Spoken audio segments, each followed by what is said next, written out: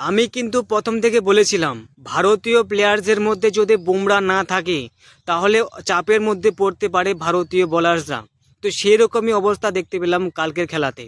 মানে ভারতীয় বোলাররা অনেকটা চাপের সম্মুখীন হতে হয়েছিল এবং ইংল্যান্ডের প্লেয়াররা বুমরা না থাকার কারণে ইংল্যান্ডের প্লেয়াররা কিন্তু অনেকটা প্লাস পয়েন্ট করে নিয়েছিল। মানে ইন্ডিয়ার মাইনাস পয়েন্ট ইংল্যান্ডের প্লেয়াররা প্লাস পয়েন্ট করে নিয়েছিল এবং বুমরা না থাকার কারণে কিন্তু অসাধারণ খেলে দিল, মানে অসাধারণ কি বলবো এখানে।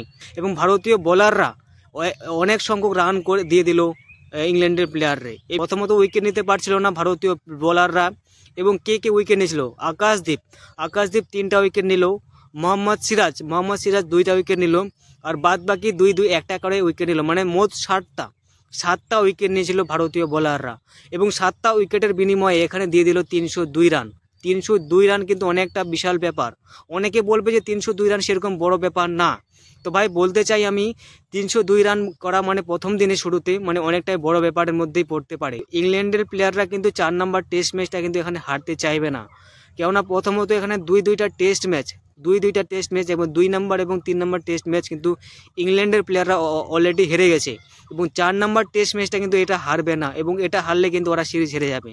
তাই এই টেস্ট ম্যাচটা কিন্তু ওরা হারতে চাইবে না ইংল্যান্ডের প্লেয়াররা।